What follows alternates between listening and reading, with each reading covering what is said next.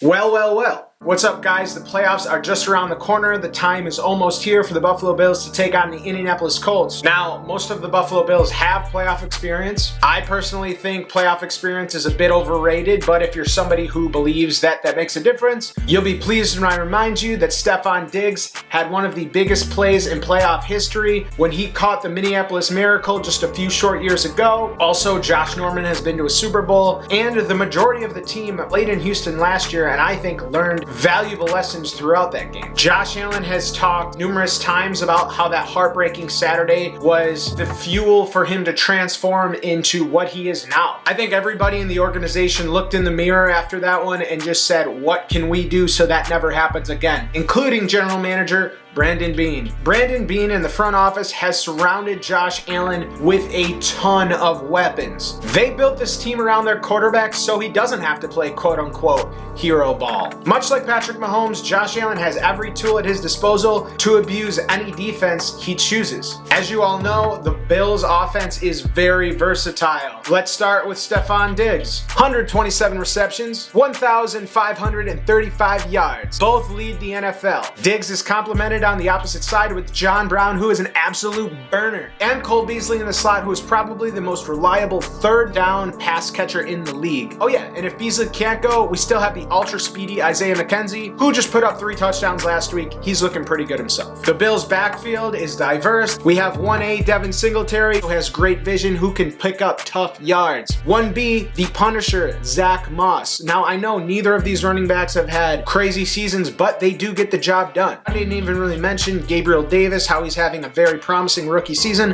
or Josh Allen's rushing ability. Going into these playoffs, the Buffalo Bills have the best offense in the NFL. In the past 6 weeks, if you've watched the Chiefs play and you've watched the Bills play, I don't know how you can deny that with a straight face, but I'm sure some people will. Before I dive deep into this preview, I just want to say, if you haven't already, please subscribe to the channel. There's a lot of you guys who watch my shit and aren't subscribed. So do me a solid, hit the red button, subscribe, and like the video. It really does make a difference. Also, if you're doing that and you enjoy what I'm doing, putting out content, and you want another avenue to support the channel, I have a Patreon linked in the description of this video. Feel free to go check it out. Getting a little antsy? Losing your shit? Well, if you want to naturally calm yourself down, try Vitality. Vitality is a local CBD company based right here in Buffalo. They have water-soluble CBD, organic CBD, pet CBD, and salves for your sore muscles.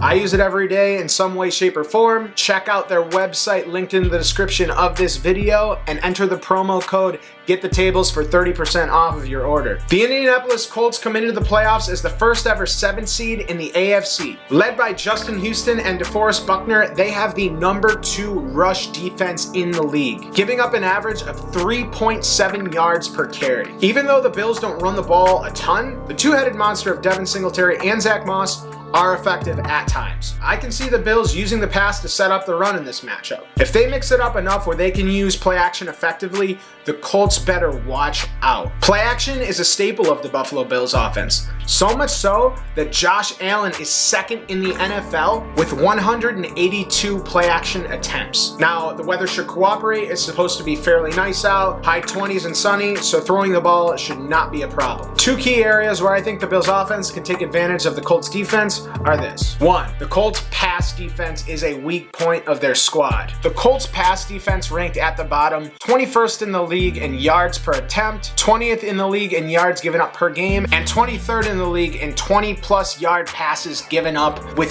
53 on the season. This is something the Buffalo Bills can really capitalize on because Josh Allen has developed into a great downfield passer. He has converted 66 20+ yard passes, ranking him 4th in the NFL. Number 2, the Colts' third down defense isn't good. The Colts defense ranks 19th in getting off the field on third down. They only get off the field 42.4% of the time. Again, this is bad news for Indy because the Bills are the number 1 team on third down conversions in the NFL. The Bills convert 49.7% of the time. I know a huge part of that is Cole Beasley. We'll see if he plays or not, but still, the Bills are the most effective team on third down. For what Indy may lack in statistics statistical pass defense, they do make up for it with interceptions. The Colts have 15 picks this year, and that ranks number 7th in the NFL. Believe it or not, the red zone numbers slightly tilt in their favor as well. When it comes to the Bills stacking up against the Colts in the red zone, even though Josh Allen doesn't turn the ball over in that area of the field, they're still not very good. Buffalo Bills rank 20th in red zone offense compared to Indianapolis's 15th ranked red zone defense. Red zone trips are going to make or break any game for any team. The Bills are going to have to play well in the red zone. If the Colts want to compete in this game, they're going to have to figure out a way to score points, plain and simple. Phillip Rivers has had a decent year with 24 touchdowns and 11 interceptions. Rivers, much like Big Ben, does not throw the ball downfield a whole lot. Most of the time, Rivers takes the underneath option or settles for the quick pass to one of his running backs. Again, for what the Colts lack in their downfield passing game,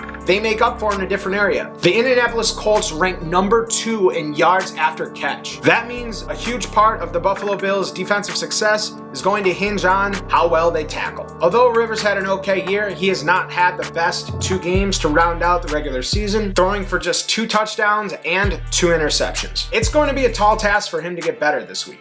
Why? Because the Bills' pass defense finished number 5 in the NFL and number 3 in takeaways. We'll see who cracks first, because the Colts have been pretty good at protecting the ball, ranking 3rd lowest in turnovers. I mentioned this in an early video, and I'm going to mention it again. The biggest concern for the Bills' defense is going to be containing this emerging star, Jonathan Taylor. Taylor is red hot going into the playoffs. Last week, he rushed for a career-high 253 yards with 2 touchdowns. Yes, it was against the Jaguars, but doing that against any NFL team is still impressive. As we all know, the Bills and Colts have not faced each other this year. These teams don't know each other very well, therefore, we don't know what to expect. But we can still make predictions, and my prediction is 38-24 Bills. Let me know in the comments your predictions, what you think, what you're concerned about, anything about the matchup. Thank you for watching, enjoy the game, round out the week strong, go Bills.